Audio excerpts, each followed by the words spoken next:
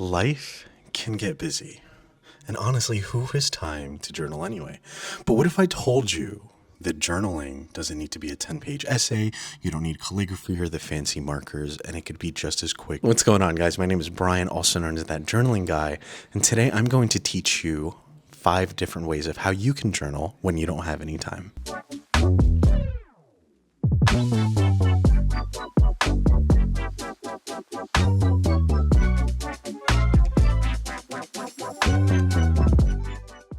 So here's the thing about journaling. One of the most important aspects of journaling is the consistency.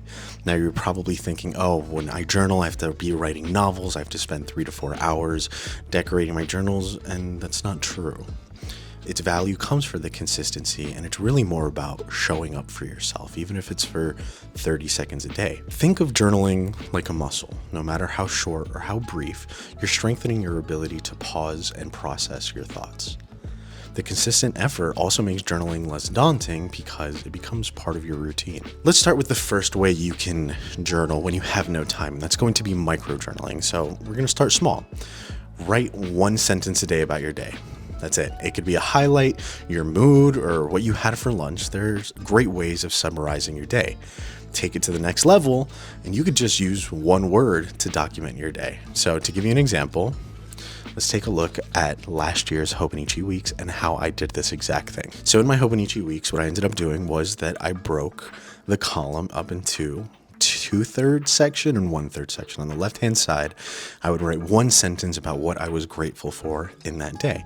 On the right-hand side, I would write about the highlight of my day, what I did, what I was feeling, the major point of that day. And then on the right-hand page, where it's completely empty at the end of the week, I would take all of those highlights and I would kind of summarize how my week went. Each of these made journaling, 1, a more consistent habit, and 2, a lot less scary, because usually, this is how my journal usually looks. I'll show it here. When I sit down, I'll write for maybe an hour, 2 hours at a time. It takes me a while to really sit down and journal, but like this, I feel like I don't miss any major points in my life. I still feel good about journaling. I still have points of reflection that I could always come back to, and it's easy. It genuinely takes me less than 2 minutes to do this, and I think it's something everybody can do. The micro journaling is, I think, attainable for everybody. And if you don't want to do the 1 sentence a day, if this seems a little bit too daunting, another example is that you can use a Hobonichi yearly index like this, and you can literally do 1 word. You could be like happy, sad, cried, funny, emotional, whatever it was, whatever the dominant emotion of that day was, that's what you can jot down, or you could use a highlight word, whatever you want. But micro-journaling is a great way to keep track of your life, to keep track of these little snapshots of what's going on, so you can come back and reflect and think about it, and you can keep track of what's happening. Mood trackers are also a great way to do this. You can do it with the yearly index. You can make your own mood tracker in your bullet journal, which brings me to the next thing, apps. Apps are a perfect way to journal, a perfectly okay way to journal when you don't have any time. What do I mean by that? Well, there are thousands of journaling apps on the App Store that you can use to journal in any way,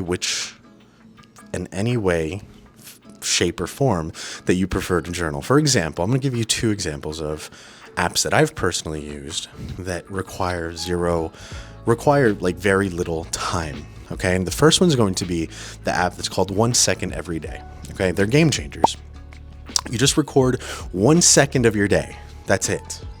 1 second video of your day. And then by the end of the year, you have like a little mini movie of your life. And an app that I still use to this day, every day, is Daily Bean. Okay, and mine's a little more intensive. Like, look at these are all the options that I have on mine. I have things like, did I go to work, or did I leave early? Was I hanging out with friends? A lot of detailed points, because I love statistics, but yours doesn't have to be like that. It can literally be on a scale of like -2 to 2. Were you really sad, or were you neutral? Were you really happy? You do the little smiley face, and that's it. It's completely free if you watch the ads. If not, you could pay $2.99 a month. But they're accessible. Okay, these apps are accessible. They're cheap. They even have built-in reminders. So there's no excuse to not journal when something like this is so low effort, right? No excuses, no excuses. Honestly, this is like journaling for lazy people, okay? And I say that with love because I'm one of those people. All right. I know what that feels like. I know how difficult it can be to keep up a journaling habit. Trust me. Oh, trust me. That's why I'm making this video. Okay. So let's get to the next way you can be journaling when you don't have any time. Way number 3 is going to be audio journaling. Now, I get it. Okay. At the end of the day, you're like, oh God, I'm just too tired to write. Then you don't have to write. You can just speak, my boy. Just talk. You can open your voice notes app like this, and you can record a quick reflection while you're walking your dog, while you're doing the dishes, even on your drive in from work or going to work. You just record a little notes app, and you use little voice recording apps. iPhone has a built-in voice recorder, but taking it a little bit further. Okay, apps like Day One have voice dictation, so you can make audio notes, and it will also write down what you're saying. So you have kind of like a script of your audio, so you can read it. And you don't always have to listen to it. It's super simple. It's super easy. I understand that some people are just, they have very demanding jobs. They have very demanding schedules. Taking a minute of your day to reflect on how you feel, your most important thoughts, and what happened is something I think we could all do. You sit down, you talk, and you're like, yeah, my day kind of sucked. I feel like I've seen some really weird stuff today. Like, why do plow trucks not just preemptively put the salt on the road before the snow? Why do we have to wait for the snow? That's a thought that I went through today. Like, why don't we preemptively? Anyway. The thing is, you could always look back on these. They're fun to look back onto. They're probably going to be super cringy, but it's fun, it's good. It's a good way to summarize your life into little tidbits. And maybe at the end of the year, after a minute, you have a 360-minute audio of how your year went. Now, let's say you want to be a little bit more intentional with your journaling. You want to actually spend a little bit of time. Let's say you have 5 to 10 minutes that you could spend a day actually journaling. But you don't know where to start. My recommendation there would be prompt journaling. So if you're stuck on what to write, prompts are going to be your best friend. You can have a daily prompt app that asks you questions like what made you smile today, or like what was the one win. But the thing about prompts is it takes out the guesswork of your journaling. You're not staring at a blank page and having an existential crisis of who am I? No, but it's really about reducing the friction, right? At the end of the day, or even in the beginning of the day, you want to reduce that decision fatigue, and you don't want to spend too much time thinking about what you have to journal about or what you have to do. It takes a lot of effort, okay, to start with a very blank page and turn it into something. The prompt is an easy way to narrow what you're going to journal about. And if I'm going to recommend one singular question, if you're going to use a prompt journal, right? One singular question that you can ask yourself every single day that has not failed me yet is, what's one thing that went well for you today? That's it. Kind of covers a little bit of your bases, right? A little bit of gratitude, a little bit of the highlight of the day, a little bit of summary. That's all you need to do. What was one thing that went well today? And another type of journaling that I think everybody could do is photo journaling. Now, this is a little bit different than just taking photos, okay? Because the whole point of journaling is to have that moment of reflection, pause. I don't want you to just take pictures and stick it in your photo gallery, never to come back to it again, right? The point is you take one picture, you save it somewhere where you're going to look at, no captions needed or anything like that. But the point is that when you have more time, you revisit these photos and you jot down kind of why you captured them. What do they mean to you? Obviously, the best part about the photos is that visual storytelling is amazing, right? It's quick, it's easy, it captures the essence of the day, one singular photo. I do that with my Day One journal. I have one photo that I include in every single one of my journals. in every single one of my journal entries on a daily basis, because you can tell so much about what you did that day and what happened by a photo. But I really want to emphasize that just don't stick it in your photo gallery. If you're going to take photos of your day, photos of your meals, photos of your friends, go back, reflect on them, have a place where you can be intentional about pausing and reflecting and summarizing what's going on in that picture. Too many times, I think, people have thousands of photos in their photo gallery and you never look back at them. Like, I never understood the people that took videos of 4-hour concerts, because you're never going to watch it again. I understand taking like 30 seconds of your favorite part and then really being present in the moment. But the whole point that I'm trying to make with the photo journaling, the audio journaling, all of this stuff is not just the reflection, is that take time to document your life. Take time to romanticize your life. Some of the most mundane moments in your life that you document are going to become some of your favorite moments. Okay, nobody else is going to do this for you. Life goes by fast, and I can promise you, I have never taken a picture in my life. I have never journaled about a moment in my life and regretted it later. Never. So be the main character of your story. Do these little journals. Reflect, romanticize, be that guy. All right, you're him or her. You're her. Okay? Do that. Anyway, I believe in you. Do you understand? You sitting at home, I believe in you, and I need you to be the main character of your life and stop being a passenger. This is what you can do to romanticize that you're in the Notebook. You're in the cool movies. All right? This is your life. Treat it like it's an action movie, a drama, a horror movie if you're into that. Actually, don't do that. No.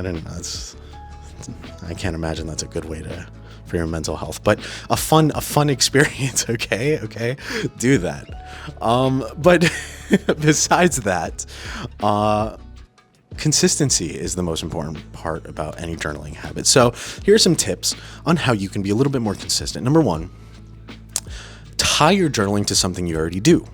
It's habit stacking, right? So tie it to something like your morning coffee or include it in your bedtime routine.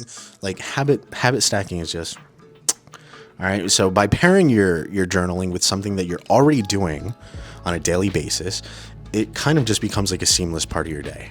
It's not just something extra on your to-do list. It's just something that you're doing alongside something that you were already going to do anyway. You can drink your coffee in the morning, sit at the table, but instead of reading the paper or scrolling through TikTok, you can leave a little audio note about a dream that you had last night or summarize the day before, right? Like, these are ways of documenting your life and reflecting that aren't intrusive in your schedule and don't take up too much time. Number two, alongside with building that habit, you want to do it on a daily basis. So I think one of the best ways you could do that is to set an alarm every day at a certain time where you know that you'll have at least 2 minutes to sit down. Okay, that's all you need. 2 minutes to write down a single sentence, to take a picture, to make a 1-second video, to jot down what happened your day in the Daily Bean, to write down your mood. 2 minutes is all you need, okay? And use that to stay focused and do what you have to do. Remember, the goal isn't to write an essay, okay? You're just creating a snapshot of your day. And over time, you might start to find yourself naturally wanting to spend more time journaling. My final tip for this is to just have your stuff handy. If you're going to be using an app, then make sure that the app is on your phone. If you're going to be using a physical journal, make sure your journal is on your bedside table. Make sure it's in your book bag, in your work bag. Make sure you have your favorite pen. Make sure everything is nearby, okay? Because something that has affected me my entire life, in even relationships in my life, is out of sight, out of mind. And that's not the kind of people we want to be. We want to be present and aware and cognizant of what is going on in our surroundings. So keep it around you. Keep it in the forefront. Keep it somewhere where you're going to be reminded of what you're trying to do. Most importantly, though, okay, is just don't overthink it. Okay, journaling, when people think about journaling, they think it has to be this extremely meditative practice where you have to come out an entirely new person and you have to do 10-page essays a day and sit down to to like process your childhood trauma. It doesn't need to be that intense. Journaling doesn't need to take a long time. It doesn't need to be difficult. Just start small and stay consistent. Whether it's one word, one picture, or one sentence, I promise you it all adds up in the end. So I'd love to know what your go-to journaling style is. How do you guys normally journal? If you're new to journaling, were these helpful for you? Is it something that you would want to start in 2025? If you got this far, leave a little purple heart in the comments so I know you got this far, and I appreciate you guys so much. And the last little thing I want to leave you with is, it's not about having time, it's about making time. If this is important to you, you're gonna do it this year. Okay, I believe in you. And I'll catch you guys in the next video.